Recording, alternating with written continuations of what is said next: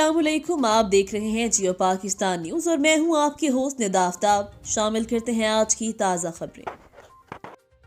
खबर शामिल करते हैं बरतानिया से। खावर बेग ब्यूरो चीफ बरतानिया लोटन। जम्मू कश्मीर लिबरेशन फ्रंट बरतानिया में यासीन मलिक की रिहाई, मकबूल भट्ट बाक़ियात के हवाले और आज़ाद जम्मू कश्मीर मुहिम शुरू करेगी। Jammu Kashmir liberation front UK zone एक आगाही मुहिम चला रहा है ताकि आलमी बिरादरी की तवज्जो जम्मू कश्मीर पर भारत और पाकिस्तान के जारी गैर कानूनी कब्ज़ों इलाके में इंसानी हकूक़ की बेतहाशा खिलाफ वर्जियों की तरफ मजबूर करवाई जा सके। ये मुहिम 10 फरवरी को लंदन में शुरू होगी। 10 और 11 फरवरी को इश्तहारी वैन शहर के गिर्द घूमेगी। तर्जुमान JKLF यूके जोन।